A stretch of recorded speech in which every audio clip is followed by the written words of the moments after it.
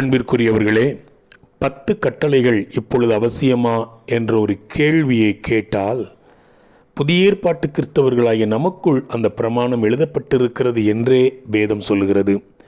எபிரேயர் 8ஆம் அதிகாரம் 10ஆம் வசனத்தில், அந்த நாட்களுக்கு பின்பு நான் இஸ்ரவேல் குடும்பத்தாரோடே பண்ணும் உடன்படிக்கையாவது, என்னுடைய பிரமாணங்களை அவர்களுடைய மனதிலே வைத்து அவர்களுடைய இருதயங்களில் அவைகளை எழுதுவேன் என்று வேதம் சொல்லுகிறது. இந்த பிரமாணம் நமக்குள் எழுதப்பட்டிருக்கிறது. எல்லாரும் பெற்றோரை கனம் பண்ண வேண்டும். இது கட்டளை, இது மாறாத சட்டம். எல்லாரும் இதை கடைபிடிக்க வேண்டும்.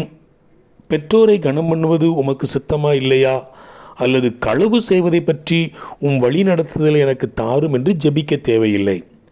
10 கட்டளைகள் உலகம் தன் சுழற்சியை நிறுத்தும் வரையில் அமலில் இருக்கும் சட்டங்கள். இது ஆளுக்கு ஆள் மாறுவதில்லை.